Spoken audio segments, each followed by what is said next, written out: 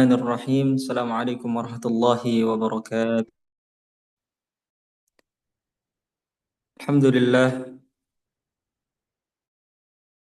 alhamdulillahilladzi arsala wa dinil haq liyudhhira kulli wa kafillahi shahida. Wassalatu wassalamu ala asyrafil anbiya'i wa imamil mursalin wa ala alihi wa sahbihi ajma'in wa sallama tasliman katsiran mazidan ila yaumiddin. Rabbi shrah lana sudurana wa yassir lana umurana wa hlul 'uqdatam min alsinatina yafqahu aqwalana. Allahumma 'allim ma la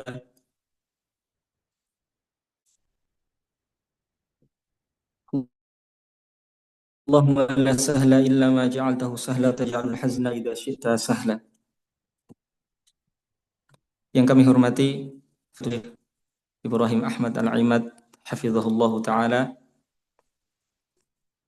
yang kami hormati Ustadz Aris hafizahullah taala, dan seluruh jajaran asatidzah Ma'had Abdullah bin Mas'ud yang tidak bisa kami sebutkan satu persatu tanpa mengurangi hormat kami dan ta'zim kami, dan seluruh hadirin rahimani wa rahimakumullah taala, yang semoga diberikan penjagaan penuh oleh Allah Subhanahu wa taala.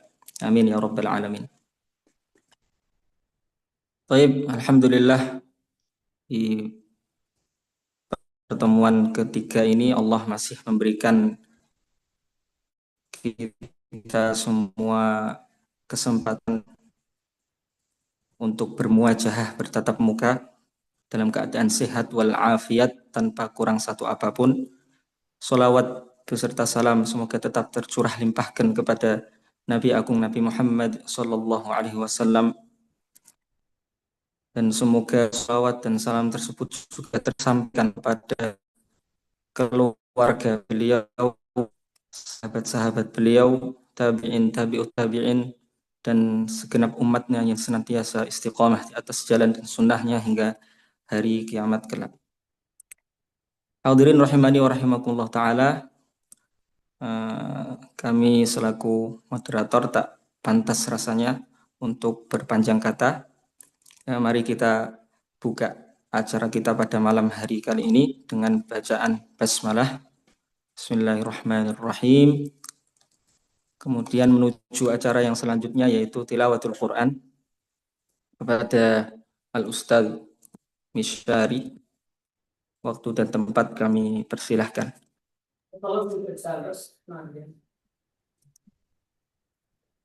Baik, Al-Ustadz Misyari. Tafadhol. أعوذ بالله من الشيطان الرجيم بسم الله الرحمن الرحيم حميم والكتاب المبين إنا جعلناه قرآنا عربيا لعلكم تعقلون وإنه في أم الكتاب لدينا لعلي حكيم أفنضرب عنكم الذكر صفحا أم كنتم قوما مسرفين وكم أرسلنا من نبي في الأولين وما يأتيهم من نبي إلا كانوا به يستهزئون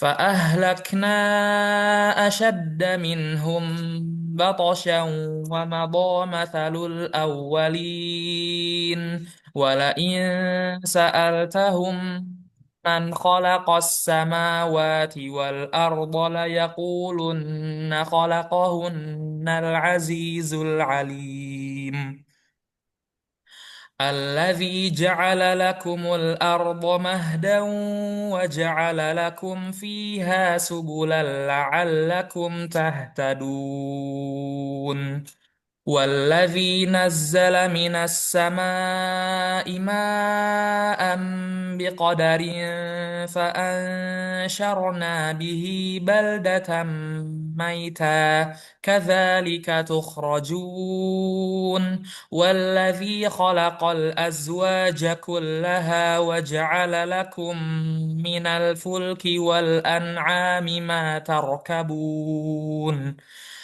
لتستووا على ظهور لتستووا على ظهوره ثم تذكروا نعمة ربكم إذا استويتم عليه وتقولوا سبحان الذي سخر لنا هذا وما كنا له مقرنين وإنا إلى ربنا لمنقلبون وجعلوا له من عباده جزءا إن الإنسان لكفور مبين أم اتخذ مما يخلق بنات وأصفاكم بالبنين وإذا بشر أحدهم بما ضرب للرحمن مثلا ظل وجهه مسودا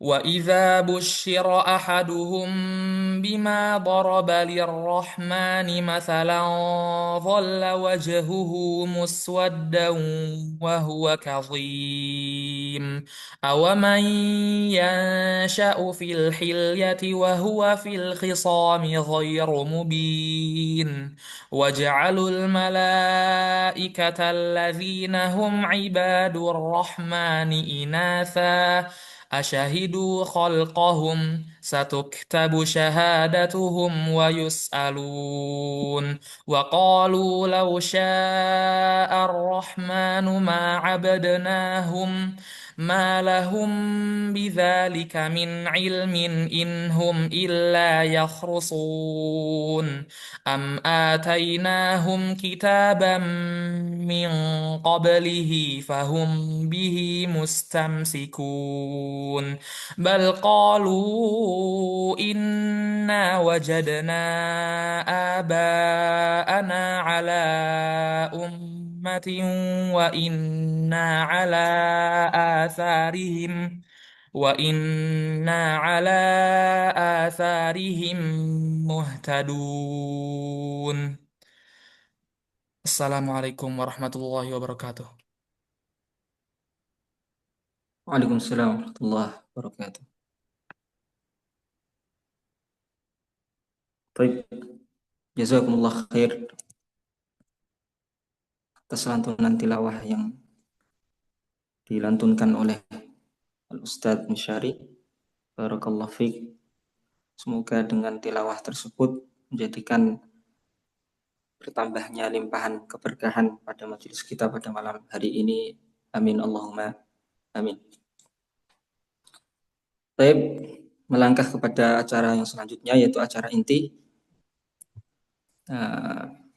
Kepada beliau Fadilatul Syekh Ibrahim Ahmad Al-Imad, waktu dan tempat kami persilahkan. Bismillahirrahmanirrahim. Assalamualaikum warahmatullahi wabarakatuh. Waalaikumsalam warahmatullahi wabarakatuh. Bismillah, alhamdulillah, wassalatu wassalamu ala rasulillah wa ala alihi wa sahbihi wa sallam tasliman kathiran ila yawmiddin. Rabbi shrah li sadri wa yassir li amri wa hlul 'uqdatan min lisani yafqahu qawli. حياكم الله أيها الإخوة والأخوات ونسأل الله سبحانه وتعالى أن ينفعنا وإياكم بما نقول ونسمع وأن يجعلنا من الذين يستمعون القول فيتبعون أحسنه. وما زلنا في أساليب التدريس في الحلقة القرآنية،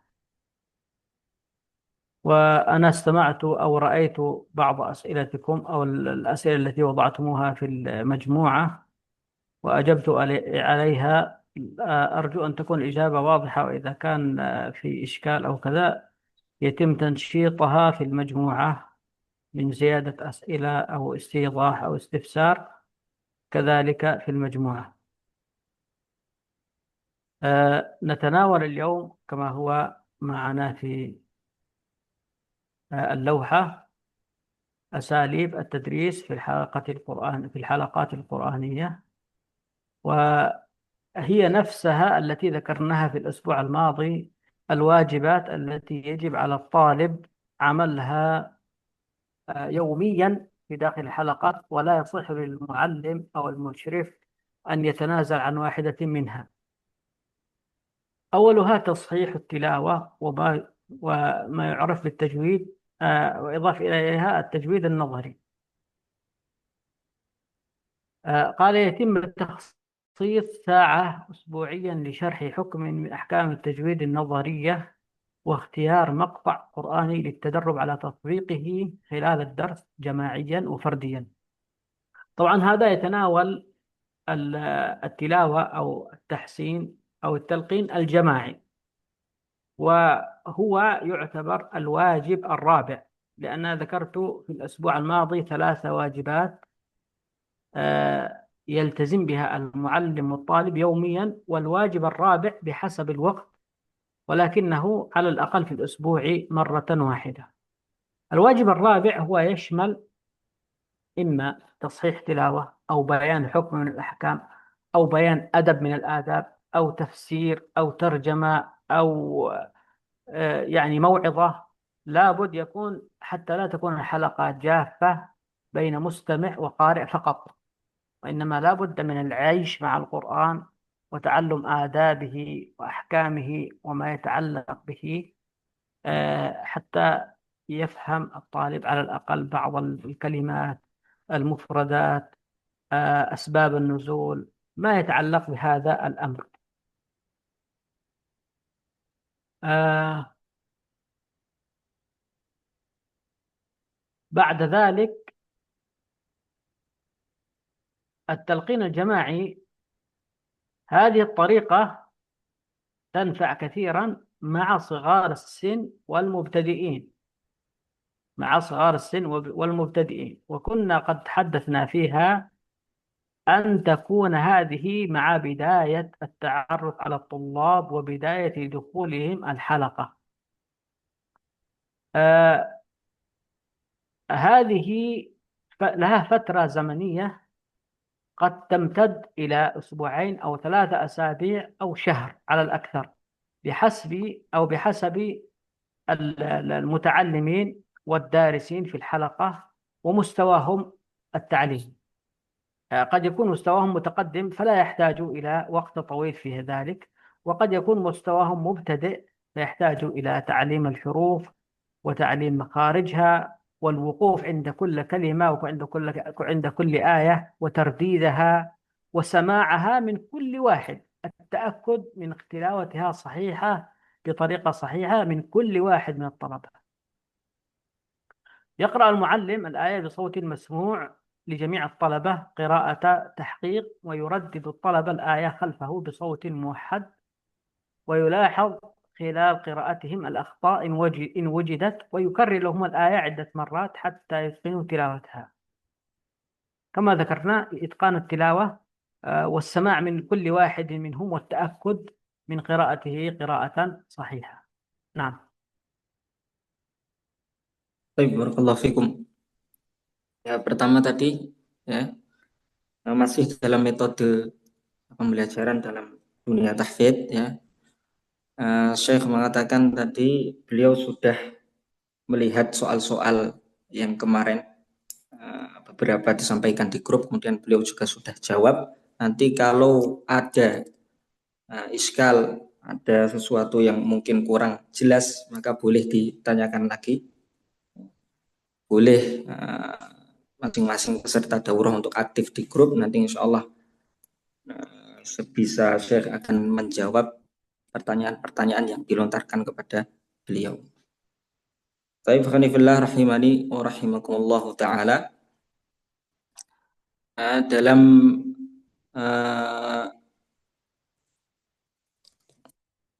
Baik, ayo, dalam metode pengajaran halaqah Al-Quran, yang pertama yang harus diperhatikan yang pertama yaitu tashihut tilawah, tajwid untuk membenarkan bacaan. Maka dalam pembenaran bacaan ini ada yang namanya poin yang pertama yaitu tajwid an-nadhari, tajwid secara teoritis.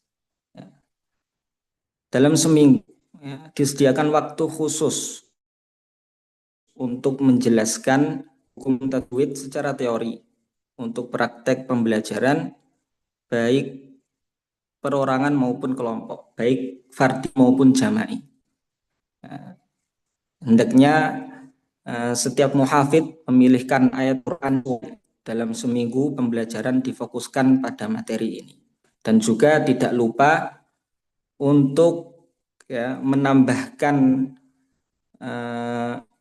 penjelasan tentang ayat berupa tafsir, kemudian makna-makna kalimat dalam sebuah ayat agar dalam hal tersebut tidak hambar.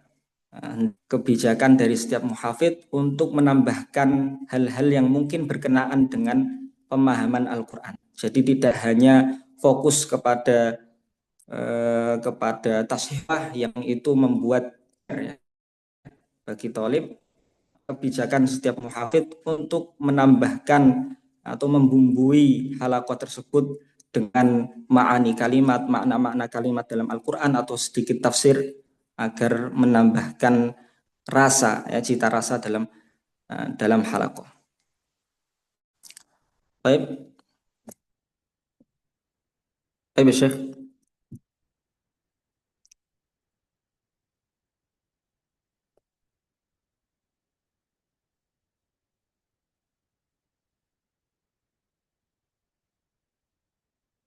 Baik, fadhil ya Syekh.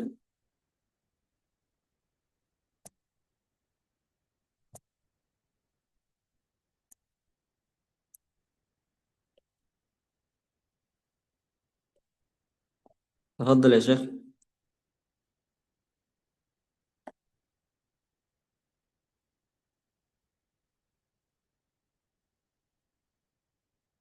نعم نعم، عفوا على التأخر لأن Fadhil. Barakallah. طيب.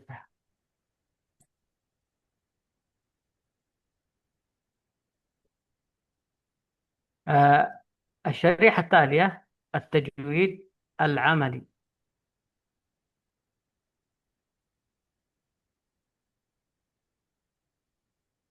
ويدخل فيها التلقين الفردي. التلقين الفردي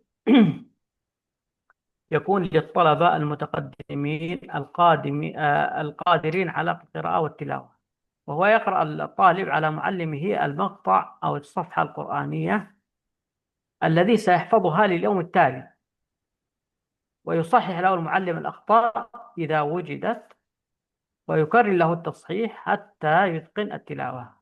طبعا هذه التلاوة هي عملية مستمرة ونبهنا عليها سابقا، تكون مستمرة مهما كان إتقان الطالب في التلاوة، لأنه قد يمر على بعض الكلمات غريبة، وقد بعض الكلمات يعجز في قراءتها ويخلط بين الحروف، يقرأ العين هم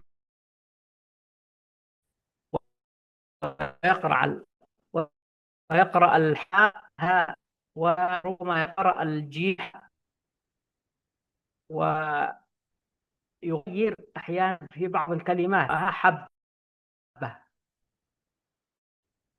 ولم يركز على ذلك.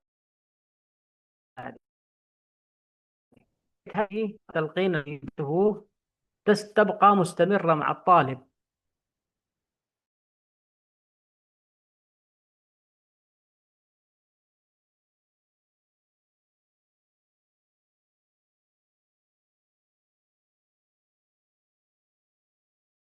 يعني قد يخطئ في حكم ما أو في هذا تكريره حتى يحفظه ويتقنه بين 15 إلى 20 مرة تكرير حتى يتقنها.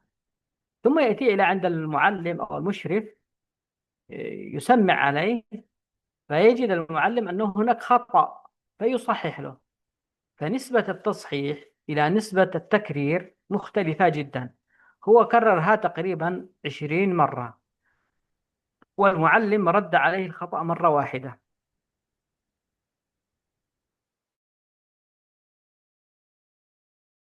والحفظ السابق، ولا يستطيع أن يتجاوزه، وبالتالي يبقى الخطأ عالق في ذهنه، ويحتاج إلى تكرير مرات كثيرة حتى يتقن.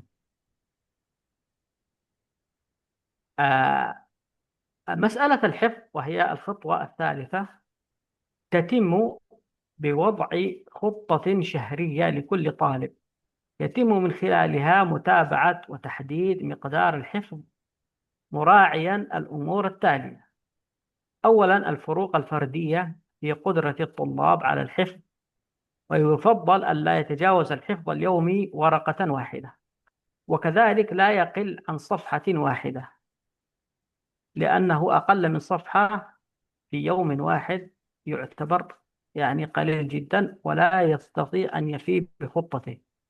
وكذلك أكثر من ورقة قد يؤثر على المراجعة، ويؤثر على حفظ بقية آه، الجزء أو السورة.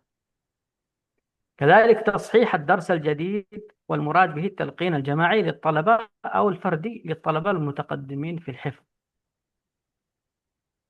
الخطة كما ذكرنا لكم أيها الإخوة أنها تجيب عن 3 أسئلة، هي: أين وصل الطالب؟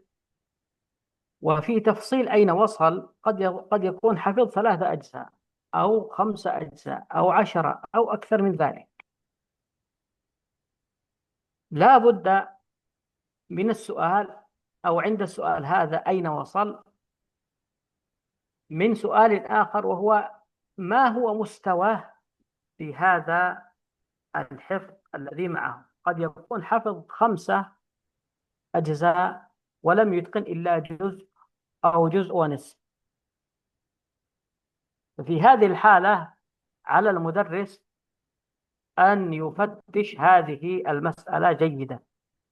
إذا كان نسي تماما فعليه أن يعيد من البداية، وإذا كان نسي بعض ويستطيع أن يتذكره سريعا فعليه أن يجعل له فترة لا تتجاوز الشهر لمراجعة هذا الحفظ كله. يعني إذا كان يحفظ الطالب، يستطيع أن يحفظ ورقة أو صفحة أو صفحة ونصف في اليوم، فمن هذا الحفظ القديم الذي نسيه ربما يستطيع أن يحفظ 3 أو 5 أو سورة كاملة، لأنها مراجعة وإتقان. فعليه أن يسمع له هذا خلال فترة زمنية: أسبوعين، أسبوع، 3 أسابيع، شهر على الأكثر. هذا إذا كان حفظه جيد وقد نسي البعض. أما إذا قد نسي تماما فيعيد الحفظ من البداية. وإذا نسي بعض الحفظ وبعضه ما زال متقن، فالذي نسيه يحفظه حفظا جديدا، ويبدأ بحفظه من جديد، ويسمعه على الأستاذ يوميا مع المحافظة على القديم لمراجعته. هذه المسائل مهمة. إذن أين وصل وكيف مستواه؟ ثم بعد شهر، أنا أريد بعد شهر ماذا سيزيد، أو إلى أين يصل بعد شهر واحد. أنا أريد مثلا جزء أو نصف جزء أو أكثر من ذلك أو أقل من ذلك، فأحدد. إذن سيصل خلال شهر واحد إلى سورة كذا، صفحة كذا، وآية كذا، أحددها تحديدا بحساب الصفحات. ملاحظة مهمة في وضع الخطة: توضع الخطة على الحد الأدنى، والحد الأدنى هو صفحة بشكل إجمالي، أو صفحة ونصف إلى صفحتين لمن يستطيع حفظ أكثر من ذلك.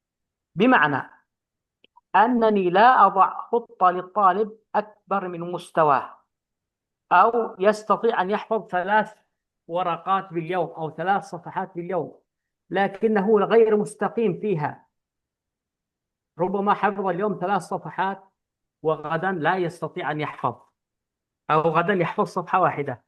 لذلك أنا أضع خطة على الحد الأدنى، فإذا زاد فهو خير وبركة، وإذا لم يزد فيلتزم بالخطة الموجودة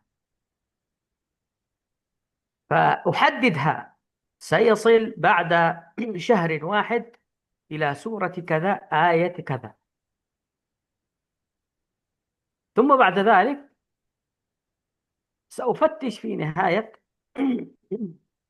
الشهر، والتفتيش هذا هو يسمى التنفيذ، أو ما حققه وأنجزه الطالب. ماذا فعل خلال شهر واحد؟ هل وصل إلى الخطة تماما؟ هذا يعتبر يعني محافظ على خطته بشكل جيد. هل زاد على ذلك؟ ربما زاد على ذلك هذا أفضل إذا زاد، لكن بالنظر إلى مراجعة.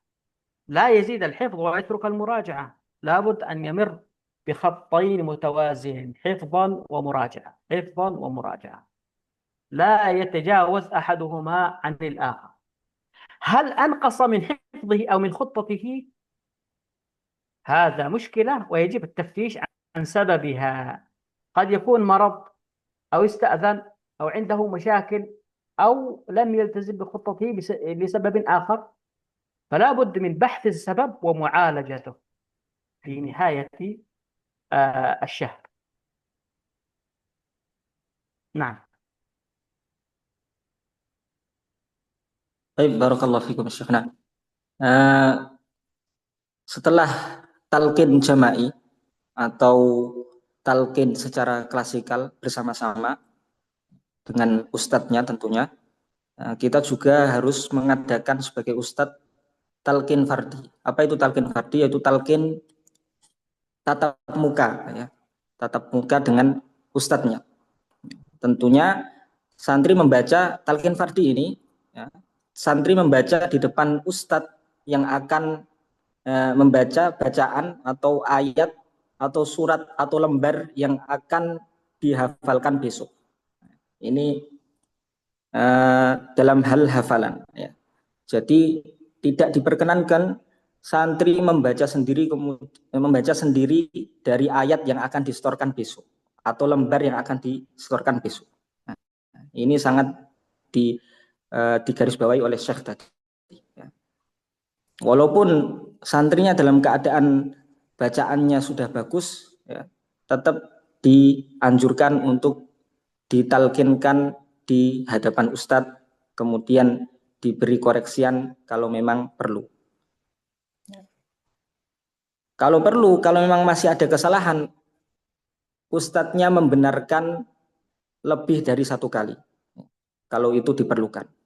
Bahkan tadi beliau menyinggung sampai 20 kali, ya, kalau perlu. Karena kebenaran hafalan itu jauh lebih penting daripada banyaknya.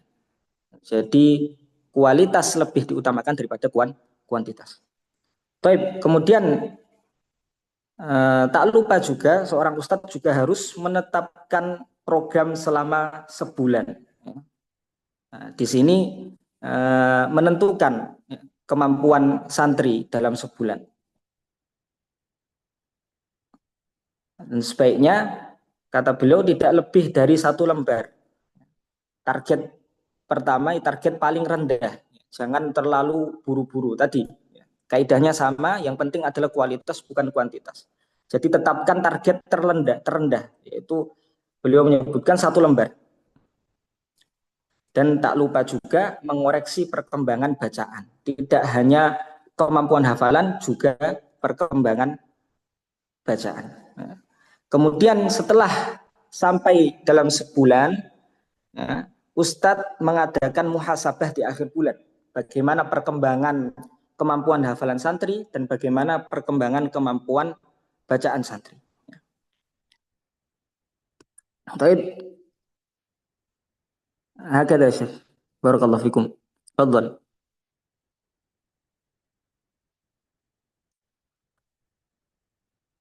يا شيخ تفضل. آه، من الوسائل أثناء الحفظ وضع خطة لكل طالب في المراجعة اليومية والأسبوعية، وكذلك المراجعة التي تأتي بعد نهاية السورة إذا كانت السورة طويلة، أو بعد نهاية 5 أجزاء على الأكثر.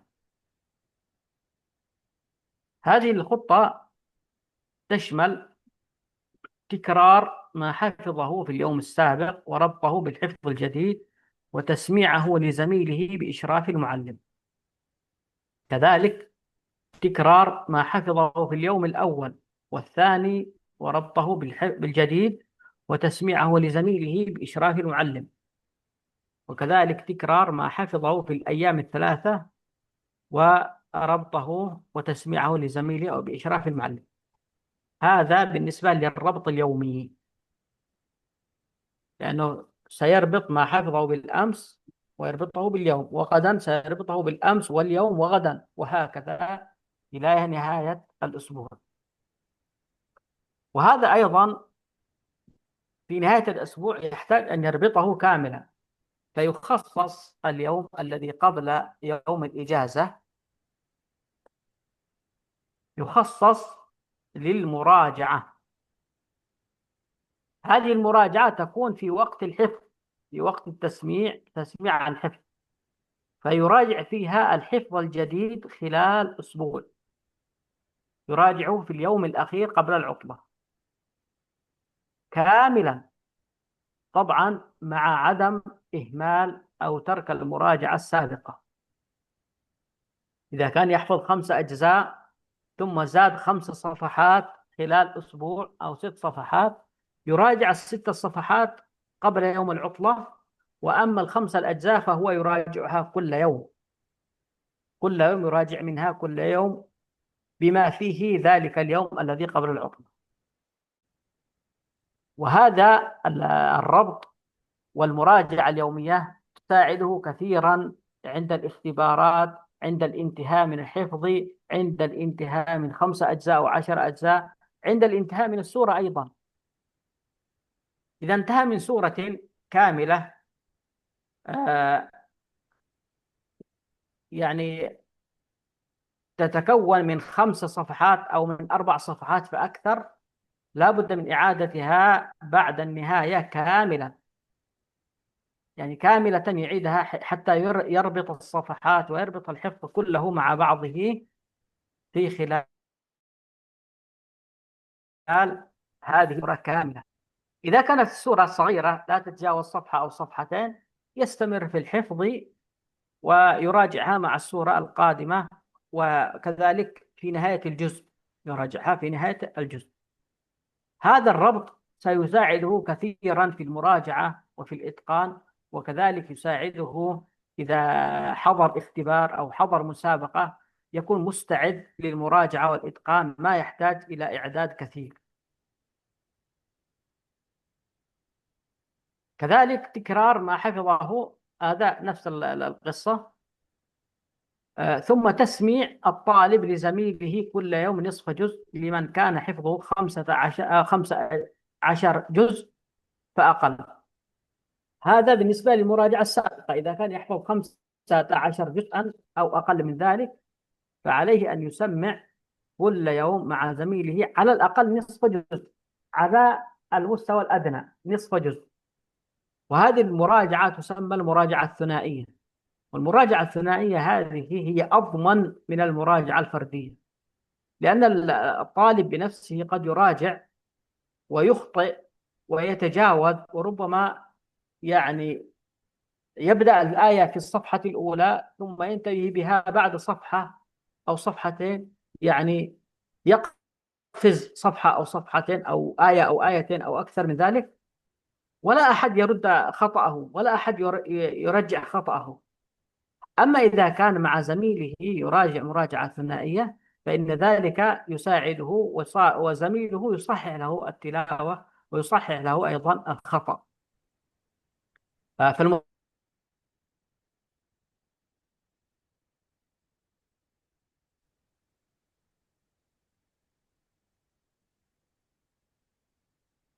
Baik, terjem ya Syekh. Baik, نعم. barakallahu fikum. Nah, kemudian setelah tadi beliau menjelaskan panjang lebar tentang hafalan yang harus kemudian ditasbihkan terlebih dahulu, jangan sampai santri itu tiba-tiba setoran sama syekhnya atau sama gurunya tanpa menyimakkan atau mentalkinkan secara tatap muka dengan eh, gurunya, artinya untuk konfirmasi kebenaran hafalan. Jadi sayang nanti sudah hafal banyak-banyak, ternyata hafalannya salah. Ini kan kerja dua kali. Kemudian setelah itu yang perlu diperhatikan lagi juga murojaah. Karena sama saja kalau hanya ngafal kemudian tanpa murojaah, itu sama saja mengumpulkan sesuatu kemudian dibuang di akhir. Ya. Nah, murojaah ya, yang perlu diperhatikan yaitu murojaah harian dan mingguan. Kemudian beliau menjelaskan panjang lebar tentang murojaah harian yang kami ringkas menjadi murojaah harian yang perlu diperhatikan mengulangi hafalan yang kemarin dan menggabungkannya dengan hafalan yang hari ini, hafalan yang baru. Jangan sampai hanya menambah saja ziyadah, semangat ziyadah tapi melupakan hafalan yang kemarin. Itu sekali lagi seperti kerja dua kali. Kemudian tak lupa hafalan tersebut yang hafalan kemarin, murojaah hafalan kemarin dengan hafalan sekarang dan menggabungkannya, ya, sering disebut dengan robot, ya, istilah bahasa Arab, robot atau mengikat satu dengan yang lainnya. Kemudian jangan lupa disimakkan ke teman dengan di bawah pengawasan gurunya atau pengawasan ustadz. Dan murojaah harian ini beliau menggarisbawahi sangat penting, ya, sangat penting untuk membantu ujian di setiap kelipatan 1 juz atau 5 juz atau 10 juz nantinya. Baik, karena persiapan ujian kelipatan itu tidak bisa disiapkan sehari, 2 hari, semalam, 2 malam. Ya, persiapannya persiapan yang sangat panjang, ya. Dan persiapan harian itulah yang justru menentukan. Baik, kemudian jangan lupa juga, ya, untuk mengarahkan santri, ya, khususnya yang hafalannya 15 juz ke bawah, maksimal 15 juz, dari mungkin 5 juz sampai ke 15 juz, untuk mentasmikkan setiap harinya setengah juz ke teman.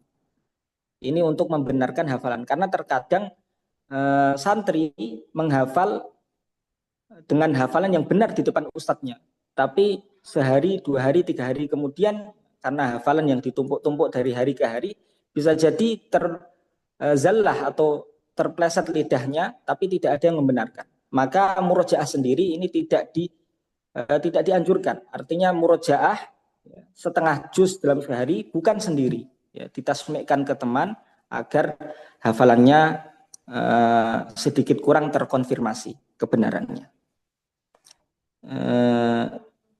هكذا يا شيخ بارك الله فيكم تفضل.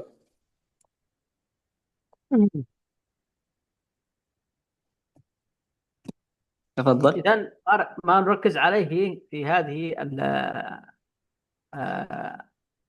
الفترة هي الحفظ والمراجعة، ولا يتجاوز أحدهما عن الآخر. لا بد من الخطة تشمل الحفظ والمراجعة مع بعض وكل يوم.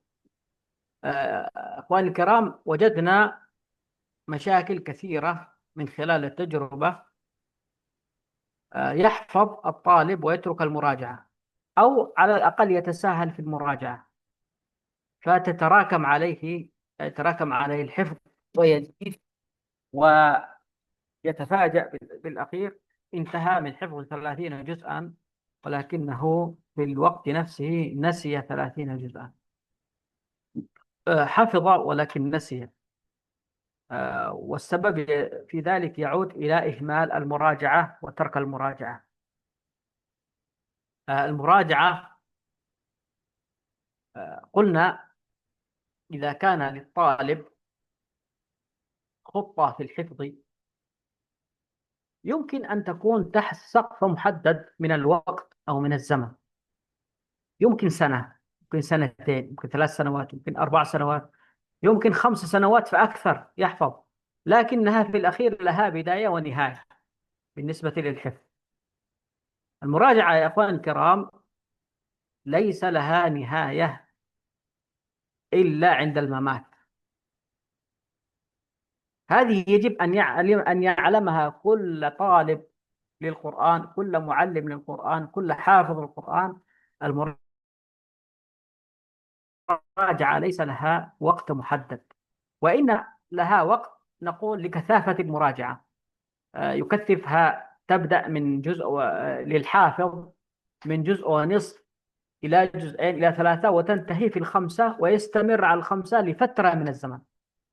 لو استطاع أن يستمر وقته كامل ل5 أجزاء فهو مهم، وإلا يستمر مثلا قدر سنة أو سنتين وهو يراجع كل يوم 5 أجزاء، فهذا يساعده كثيرا إلى سنوات، عشرات السنوات إلى الأمام، لا ينسى، لأنه يثبته في هذه الطريقة. وقد قال أهل العلم في هذا: من راجع ال5 أو من داوم عن ال5 لم ينسى. مهم جدا هذه المراجعة أن تكون مستقيمة ومستمرة. لا يكتفي في المراجعة بالقراءة ويسميها مراجعة. إذا قرأ من المصحف هكذا قراءة، لو قرأ في كل يوم 5 أجزاء فإنها تعتبر تلاوة. المراجعة أن يقرأها ويستعد بها ثم يسمعها إلى غيره. هذه المراجعة التي فيها إتقان، أن يراجعها ويقدمها إلى غيره، وإلا فلا يعتبر مراجعة ولا يعتبر إتقان. لابد أن يراجعها مثل ما حفظها يراجعها.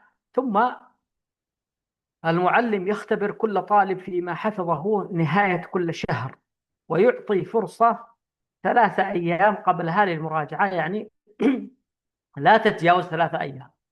بالنسبة للإعداد للاختبار، سواء كان عند نهاية 5 أجزاء أو عند نهاية الشهر أو عند ماذا أو عند نهاية السورة، لا يعطي الطالب أكثر من 3 أيام للمراجعة. بعضهم يقول هذا صعب، لا أستطيع أن أستعد خلال 3 أيام.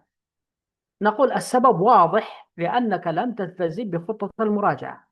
لو التزمت بخطة المراجعة ال3 أيام كثيرة وكافية لك للاستعداد للاختبار. نعم.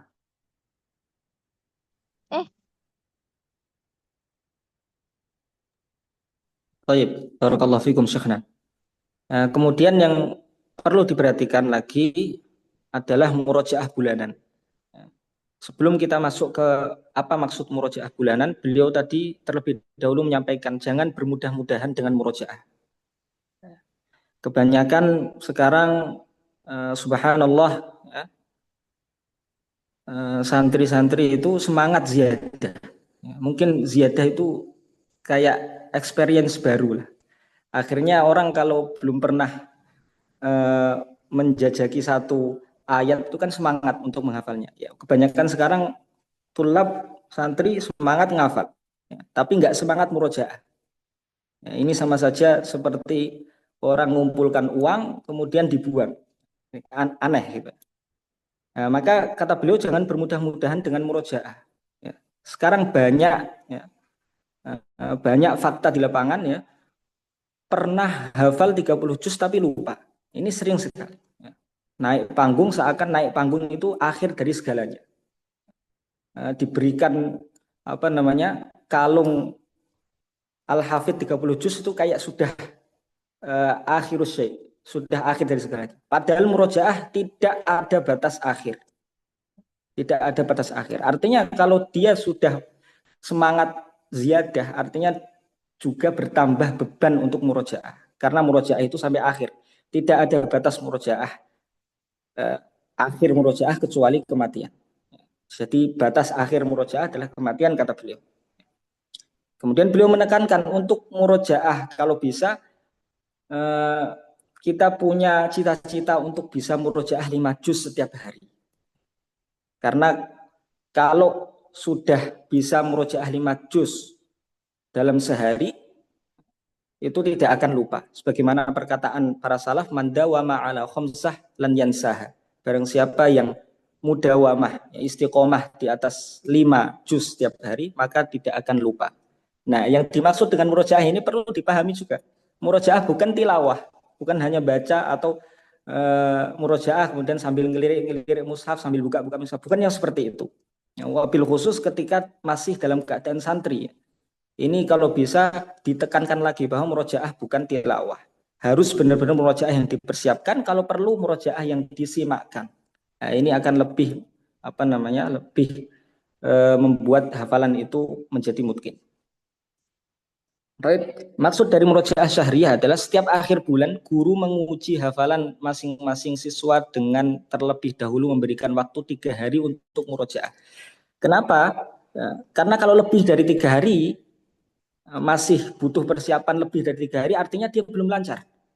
Ya, maka waktu 3 hari ini cukup untuk hafalan yang dimurojaah setiap hari. Ya, maka yang perlu diperhatikan bukan waktu 3 harinya, tapi terlebih dahulu sebelum menguji hafalan setiap bulan, santri itu sudah harus dalam keadaan tertib murojaahnya setiap hari. Yang sebagaimana kita jelaskan di awal tadi, murojaah robot, ya, mengikat dari lembar ke lembar, dari halaman ke halaman, ya, itu harus benar-benar diawasi dengan intensif setiap harinya. Nah, ketika sudah seperti itu, maka akhir bulan atau ujian akhir bulan murojaah, walaupun dengan persiapan 3 hari, itu sudah lebih dari cukup. Sekali lagi syaratnya harus tertib murojaahnya, murojaah harian. Kalau lebih dari 3 hari dan santri masih belum mampu untuk itu, maka yang perlu dikoreksi adalah pengawasan murojaah hariannya. Taib, hakadha ya Syekh. Barakallahu fikum. Tafadhal. نتحدث الآن عن أشهر الطرق في حفظ القرآن الكريم.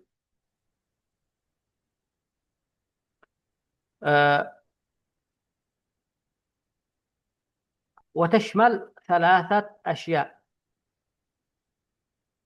حتى يتقن الطالب تلاوته وحفظه. يمر ب3 طرق. هناك 3 طرق لحفظ القرآن وتثبيته. أولا القراءة، نظر من المصحف نظرا، ثم الحفظ، ثم التسميع، وهذه التي تحدثنا عليها سابقا. يقرأ نظرا لتصحيح التلاوة، ثم يحفظ، ثم يسمع مع الأستاذ. الطريقة الثانية التلقين الصوتي من المعلم، أي المعلم يكرر للطالب، يكرر ثم يحفظ بعد ذلك، ثم يسمع. الطريقة الثالثة التلقين الصوتي من المعلم، ثم الكتابة، ثم الحفظ، ثم التسميع، وهذه تكون للضعيفين أو للطلاب الضعفاء الذين مستواهم ضعيف في الحفظ، في التلاوة، في القراءة. تشمل التلقين الصوتي من المعلم، ثم الكتابة بخط اليد، ثم الحفظ، ثم التسميع. هذه 3 أو أشهر 3 طرق مستعملة في حفظ القرآن. بالنسبة للتثبيت، تثبيت الحفظ يمر بعدة طرق.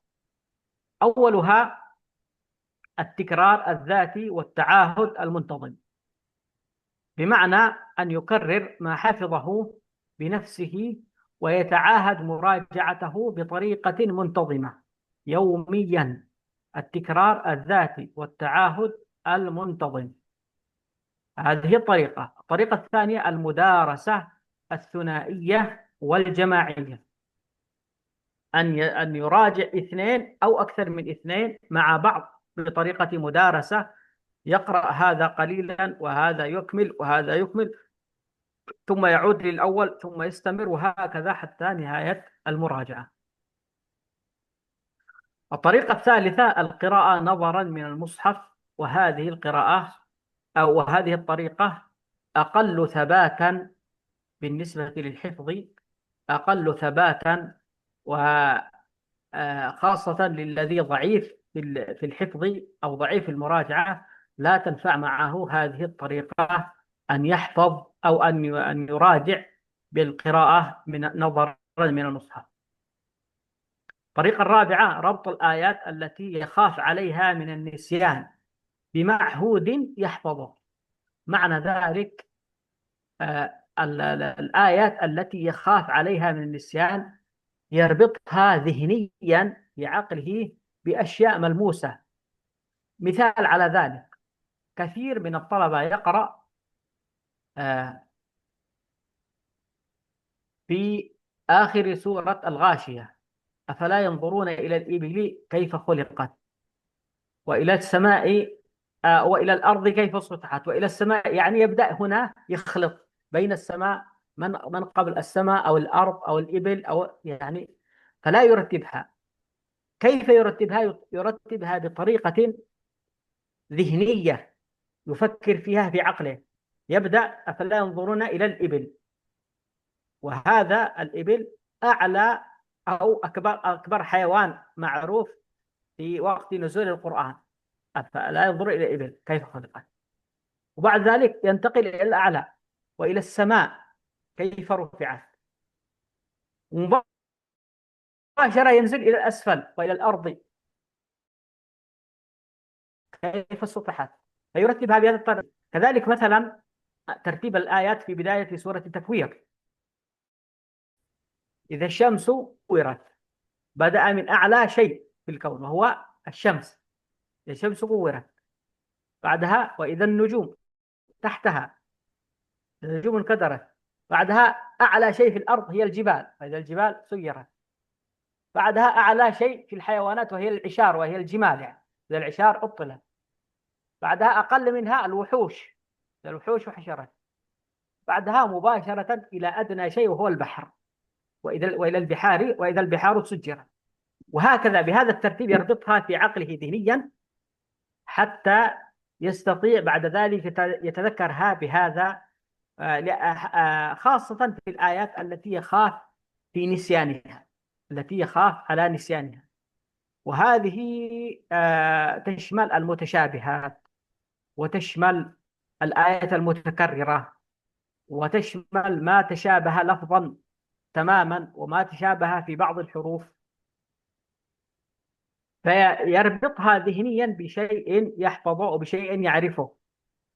وقد ألف العلماء في ذلك مؤلفات كثيرة في العناية بالمتشابهات، وفي طريقة حفظها، وفي طريقة ثباتها والحفاظ عليها.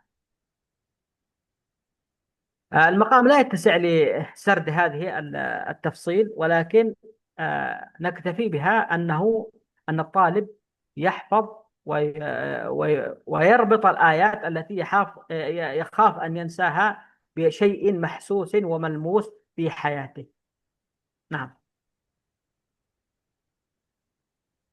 Baik, barakallahu fikum Syekhna. Kemudian beliau menyampaikan metode paling terkenal dalam menghafal Al-Quran. Ya. Sekurang-kurangnya ada 3 ya. Metode paling umum lah, bukan hanya terkenal tapi memang ini umum dilakukan, umum diaplikasikan. Yang pertama yaitu 3 cara. Metode yang pertama ada 3 cara. Yang pertama membaca, dari 3 cara tersebut membaca bin nazar dengan melihat, ya, sembari dibenarkan hafalannya, dikonfirmasikan kebenaran, yaitu dengan tasmi', ya, ditasmi'kan. Yang kedua itu dihafal, yang kedua dihafal setelah dia membaca bin nazar dengan melihat, dan dikonfirmasikan kebenarannya, kemudian dihafal. Setelah dihafal kemudian ditasmi'kan ke ustadz. Ini umum sekali ya terjadi. Nah, kemudian cara yang kedua yaitu talqin dari ustadz berulang-ulang. Ya, jadi ditalqin. ditasmi, ditalkin. Ustadz mentalkin satu ayat kemudian murid mengulanginya. Ini sering digunakan untuk metode anak-anak ya. Kata beliau tadi yang dhaifah, yang lemah dalam hafalan. Tentunya di dalamnya termasuk anak-anak. Kemudian setelah santri tersebut akrab dengan ayat tersebut yang diulang-ulang oleh gurunya, kemudian baru dihafal. Kemudian yang ketiga yaitu sama, yang pertama itu talqin dari ustadz, ya, mendengar bacaan ustadz berulang-ulang, ya, ditalqin, kemudian ditulis. Setelah itu ditulis. Metode menulis ini banyak terjadi di apa namanya di saudara-saudara kita yang ada di Sudan ataupun di daerah-daerah Afrika ya, ditulis, metode ditulis.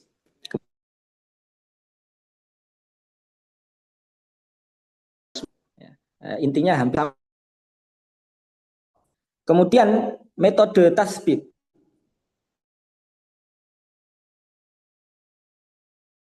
untuk menekan hafalan di dada. Yang metode yang pertama yaitu dengan mengulang-ulangnya setiap hari.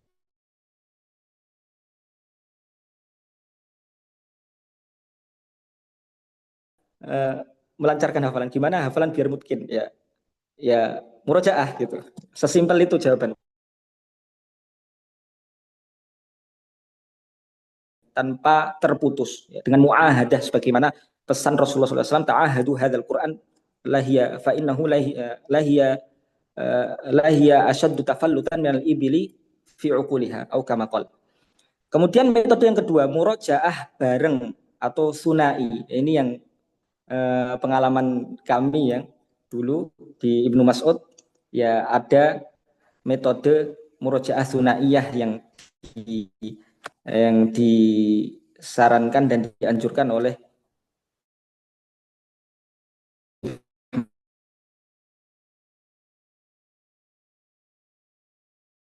berdua. Lembar pertama si A, kemudian lembar kedua si B, dan seterusnya, selang-seling gitu ya. Ada yang metode per lembar, ada yang metode per halaman, ada yang metode bahkan per ayat. Jadi ayat pertama fulan A, kemudian ayat kedua fulan B. Seperti itu terus sampai selesai ya. Tergantung nanti mau murojaah 1 juz, 2 juz, tapi dengan metode yang demikian. Itu namanya murojaah sunai. Kemudian yang ketiga, membaca bin nazar, yaitu dengan membaca saja. Murojaah dengan membaca. Ini sudah batas minimal untuk orang yang murojaah, dan ini metode paling lemah untuk menguatkan hafalan ya, dengan hanya membaca saja bin nazar. Nah, ini metode yang ketiga, metode paling lemah. Kemudian metode yang keempat yaitu dengan mengulang-ulang ayat yang gampang lupa. Dengan, kalau bahasanya, dengan menggaris bawahi ayat-ayat yang gampang lupa. Ayat-ayat ya, ini tentunya sesuai dengan sudut pandang masing-masing ya. Ada ayat-ayat yang mungkin bagi dia sulit, bagi orang lain gampang. Ya, pokoknya ini sesuai dengan sudut pandang masing-masing. Setelah mengetahui ayat-ayat ini kok kayaknya bahaya laten, ya, lupa terus. Pokoknya sudah di murojaah lancar, nanti besok lupa. Nah, ayat-ayat yang seperti ini ya, tentunya harus ada perhatian lebih. Ya. Dengan bagaimana caranya? Dengan mengkorelasikan ayat-ayat tersebut, ya, makna ayat tersebut dengan sesuatu yang akrab bagi kita, ya, sesuatu yang dekat dengan kita. Ya. Tentunya ini tak lepas dari pemahaman makna ya. Contoh beliau tadi mencontohkan, salah satunya kami sebutkan, yaitu yang ada di surat Al-Ghasyiyah ya.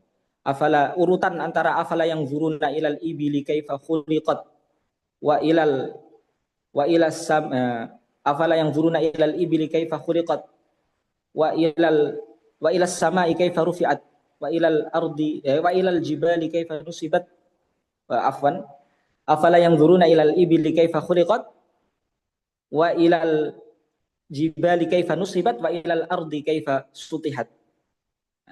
Jadi dengan dengan mengurutkan sesuai dengan tinggi dari ciptaan Allah tersebut ya, dari yang terendah sampai yang setelahnya ya, seperti itu. Atau contoh-contoh yang lain seperti di surat Asy-Syams, At-Takwir afwan, dan di surat-surat yang lain sesuai dengan sudut pandang kita masing-masing dan masing-masing punya pengalamannya sendiri. Nah, ini termasuk cara untuk menguatkan hafalan-hafalan yang memang sering lupa, ya, berulang-ulang, sudah lancar kemudian lupa lagi, lancar lupa lagi. Nah, ini perlu dilakukan metode tersebut ya, dengan mengkorelasikannya dengan yang terdekat dengan kita ya, dengan memahami maknanya atau dengan cara-cara yang lain. Intinya dengan mengkorelasikan dengan yang akrab bagi kita. Gitu kurang lebih barakallahu fikum Syekh. Fadhal.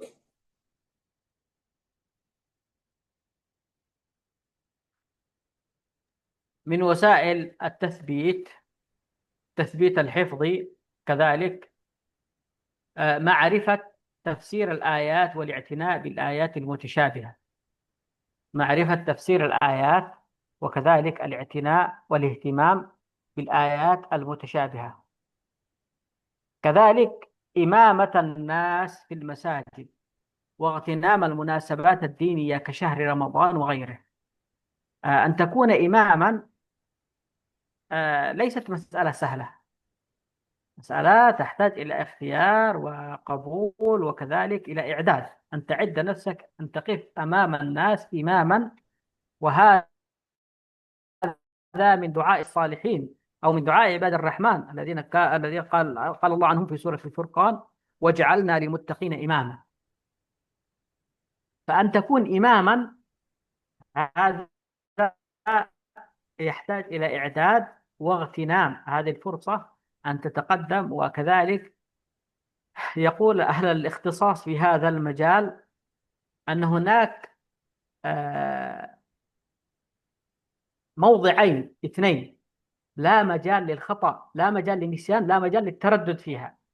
إذا أتقن الطالب، إذا أتقن الحافظ في هذين الموضعين فإتقانه يعتبر بدرجة متقدمة. الموضع هذان هما القراءة في الصلاة إماما، لأنه أدنى خطأ يمكن أن يخل بالمعنى كامل ويخل عليك المنظومة كاملة، ينسيك تماما. لكن إذا كنت متمكن في إتقانك وحفظك لن يؤثر عليك، وهذا يعتبر بالنسبة لك نقطة قوة، أن تكون قويا في حفظك قادرا على القراءة بدون خطأ وبدون تردد وبدون خوف. الموطن الثاني عند المسابقة أو عند الاختبار. إذا اختبرك أستاذ أو أساتذة أو كنت في لجنة مسابقة يسألك المتخصصين في اللجنة ولا تخطئ، فإن هذه نقطة ويعتبر حفظك قويا. وإذا كان في خطأ وتردد فقد ربما يضيع عليك الفرصة وتضيع منك الفرصة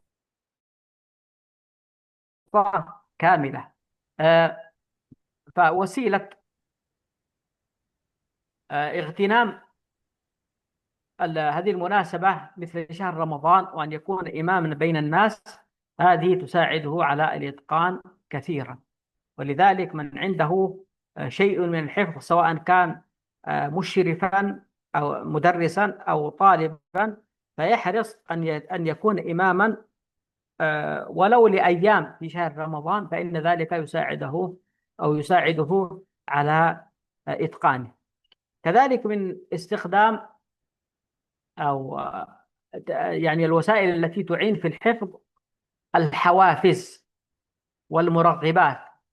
الحوافز بمعنى ما يستخدمها المدرس من أدوات لتنشيط الطلاب وتحفيزهم، وذلك بالثناء على المتميز منهم وتكريمه وتحفيزه وإعطائه بعض الهدايا وترشيحه للمسابقات والاختبارات والشهادات والجوائز التشجيعية. هذه كلها من الوسائل التي تساعد المعلم في أن يتقدم طلابه وأن يكون أكثر إتقانا وأن يكونوا أكثر إتقان. نعم. Baik, barakallahu fikum Syekhna. Kemudian yang nggak kalah penting juga untuk membantu lancarnya dan mungkinnya hafalan santri, yaitu dengan uh, memberitahukan kepada mereka bahwa pentingnya mengetahui mutasyabihat dan makna ayat. Apa itu mutasyabihat? Ayat-ayat yang mirip, ya. Ayat-ayat yang mirip. Dan mutasyabihatul Quran itu banyak, ya, buku-buku para ulama terdahulu yang dikarang untuk membahas khusus tentang masalah ini, ya, mutasyabihatul Quran. Ayat-ayat yang mirip. Nah, ini perlu digaris bawahi lah, bahasa sederhananya seperti itu. Karena banyak sekali ayat-ayat yang mirip yang akan merancaukan hafalan. Kemudian juga yang nggak kalah penting untuk membantu lancarnya hafalan dan kuatnya hafalan itu dengan mengetahui makna ayat dan tafsirnya. Makna ayat dan tafsirnya. Seperti kalau kami contohkan pribadi, ya, seperti kalimat fa'akhadat humus soyhatu sama fa'akhadat humur rajfatu fa'asbahu fi darihim atau diarihim. Yang darihim yang mana, yang diarihim yang mana. Ini aslinya bukan mutasyabihat. Karena kita nggak paham makna aslinya, maka kita sering tertukar di sini. Soyhah itu artinya gempa yang besar, artinya korelasinya cocoknya dengan diarihim, jamak, ya, rumah-rumah yang banyak, tempat tinggal yang banyak. Sedangkan rojufah itu gempa yang kecil yang hanya menimpa di satu daerah saja atau menimpa di satu tempat saja. Maka contoh cocoknya fa'akhadat humur rojufatu fa'asbahu fi darihim jathimin. Jadi pemahaman makna itu sangat membantu mungkinnya hafalan. Tapi tentunya ini perlu proses dan tahapan, ya, nggak langsung santri disuruh paham bahasa Arab, disuruh paham makna Quran. Tentunya ini perlu perjalanan yang panjang. Tapi ini hal yang perlu diperhatikan. Kemudian yang nggak kalah penting juga untuk menguatkan hafalan, ya, agak sedikit cepat ya, Afwan. Kemudian untuk menguatkan hafalan yang nggak kalah penting adalah menjadi imam, ya, menjadi imam. Karena imam itu bacaan yang kita baca ketika imam itu akan menjadi tolak ukur kelancaran hafalan seseorang, karena nggak mungkin, ya, hafalan yang nggak lancar dibuat maju untuk imam, ya, nggak mungkin. Pasti ada ayat-ayat yang dia sudah yakin dengan kelancaran ayat tersebut. Nah, maka menjadi imam ini bisa menjadi apa ya bahasanya, cemeti, ya, untuk memaksa diri kita untuk melancarkan hafalan kita. Kemudian yang nggak kalah penting lagi, dan kemudian beliau tadi menyampaikan dan menggarisbawahi bahwa imam itu bukan perkara yang mudah dan bukan perkara yang remeh, ya, melainkan menjadi imam adalah perkara yang agung yang kita perlu persiapan dalam segi hafalan, kesiapan secara mental dan lain sebagainya. Karena sebagaimana doanya para orang-orang soleh terdahulu, waja'alna lil muttaqina imama. Jadi mereka berdoa agar yang menjadi imam di antara manusia adalah orang-orang yang muttaqin, orang-orang yang bertakwa. Artinya ini bukan perkara yang remeh, melainkan perkara yang agung, yang butuh dipersiapkan dengan sedemikian rupa. Tapi yang nggak kalah penting untuk melancarkan hafalan dan mengkonfirmasi lancarnya hafalan adalah musabaqah atau lomba, ya, atau ikhtibar, ujian dari ustadz. Nah, makanya ini penting sekali. Dengan mengikut sertakan santri dalam event-event lomba atau menguji santri rutin, ya, setiap minggu atau setiap bulan, ini bisa menjadi cemeti bagi santri untuk semangat melancarkan hafalannya dan menetapkan hafalannya di dalam hatinya. Kemudian yang nggak kalah penting juga memberikan apresiasi. Apa itu apresiasi? Yaitu memberikan tahfiz, memberikan semangat kepada mereka berupa hadiah, berupa pujian, ya. Biasanya Ustadz ini kayaknya kereng banget, ya, atau bahasa kereng itu bahasa Jawanya kayak galak gitu. Ada santri yang salah langsung semangat menyalahkan. Tapi kalau ada santri yang bagus kayak nggak mau muji rasanya, ya. Kayak sombong lah bahasanya untuk memuji, mengeluarkan kata-kata pujian. Ya, kata beliau, kata-kata pujian untuk santri itu sangat penting sekali, ya, sangat penting. untuk memberikan mereka semangat. Jadi nggak hanya dimarah-marahin terus, tapi juga sekali-kali dipuji, dikasih apresiasi. Ini termasuk memberikan mereka semangat untuk menjadikan hafalan mereka lebih lancar dan lebih mungkin dari sebelumnya. Hakadha ya Syekh. Fadhal. بارك الله فيكم جميعا.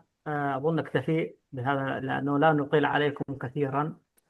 نكتفي بهذا القدر إن شاء الله في هذه الليلة. كالعادة إذا وجد سؤال أو نقاش أو استفسار إن شاء الله يمكن وضعه على المجموعة في واتساب وسنجيب عليه بإذن الله. نسأل الله لنا ولكم العون وأن يرزقنا الإخلاص في القول والعمل، ونكتفي بهذا القدر. وصلى الله وسلم على سيدنا محمد وعلى آله وصحبه أجمعين. السلام عليكم ورحمة الله وبركاته. وعليكم السلام. Waalaikumsalam. جزاكم الله خير. Jazakumullah khair.